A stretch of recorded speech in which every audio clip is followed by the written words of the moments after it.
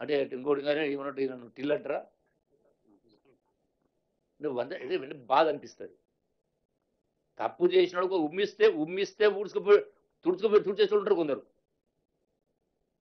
బాధ అనిపిస్తుంది. లెక్క ప్రకారం నిజాయితీగా పనిచేసి చెయ్యని వాళ్ళని పని చేయించాలా. It's my duty, it's a rule, it's a act. దాన్ని ఎవరు వైలేట్ చేసినా డెఫినెట్గా చర్యలు తీసుకోవాలా. మరి వాస్తవం ఇదైతే ఆయన సొంతంగా ఎక్కువ జీతం వస్తుందని చెప్పని ఇతర రంగాలు ఉద్యోగాలు ఢిల్లీలో 2 వచ్చినాయట, హైదరాబాద్లో ఏజీలో కూడా ఆపరేషన్ తెలిసింది నాకు. దగ్గర 10 లక్షల పైన జీతం ఇస్తున్నారు. దానికోసం ఆయన పోతా ఉంటే వీళ్ళు ఏదో ఇబ్బంది పెడితే ఒక దిక్కు రేవంత్ రెడ్డి అల్లు కోసమని జూపల్లి కొడుకు కోసం చేస్తుంటే పోయినట్టుగా ఇంత దిగజారు రాక ఇంత పనికమని రాజేస్తుంటే ఇప్పటికైనా కనీసం కొద్దిగా మానవత్వం ఉండాలి, కొద్ది విలువలు ఉండాలి, నిజాయితీ మాట్లాడాలంటే కూడా ధైర్యం ఉండాలి. మీ ద్వారా మేము చెప్పించిన కర్మ మాకు పట్టలే, మా ఇంట వంట లేదు. సిగ్గు శరవండలో మాట్లాడితే చెప్పాలంటే 100 ఉన్నాయి.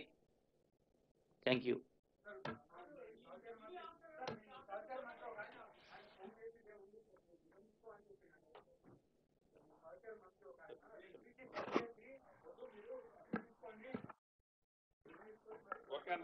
అరే నేనే చెప్పిన ఆయన యొక్క వాలంటరీ రిటైర్మెంట్ యాక్సెప్ట్ చేయొద్దు నేనే రాసిన కదా.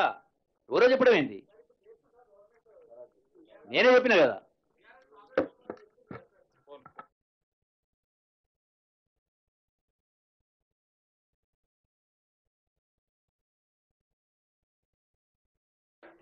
అదంతా ఒక కాంగ్రెస్ కుటుంబంలో టీ కప్పులో తుఫాన్ లాగా మన కుటుంబాలలో గొడవలు వస్తాయి. అట్లనే కొన్ని మిస్అండర్స్టాండింగ్స్ వల్ల మాలో కూడా కొంత గొడవ రావడం జరిగింది.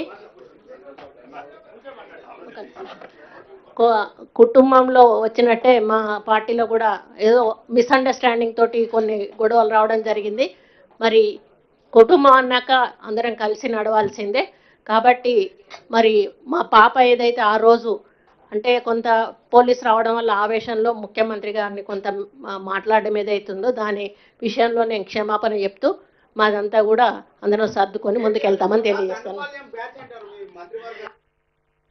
కేసీఆర్ని కదా తిట్టిండు కదా కృష్ణ అన్న, ఇంకెంతకంటే ఏం తిడతారు?